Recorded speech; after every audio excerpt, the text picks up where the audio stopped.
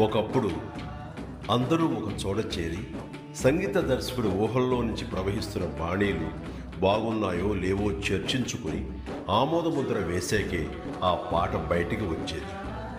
మరుగున పడిన ఆ ఆనవాయితీని గుర్తు చేస్తూ మళ్ళీ మా కీరవాణి గారు విశ్వంభర కోసం పాటల్ని కంపోజ్ చేసే ప్రక్రియ మా ఇంట్లో ఏర్పాటు చేసుకున్నారు. అది జరుగుతున్న సందర్భంలో మాకు పాత రోజులు గుర్తుకొచ్చాయి. ఆపద్బాంధవుడు మ్యూజిక్ కంపోజ్ చేసే సందర్భాన్ని గుర్తు చేసుకుంటూ ఆనాటి ఆ మధుర గీతాన్ని ఆయన ఆలపిస్తుంటే మనసు తీయని అనుభూతికి లోనైంది. దాన్ని మీతో ఇలా పంచుకోవాలని మీ ముందుంచుతున్నాను. Please enjoy.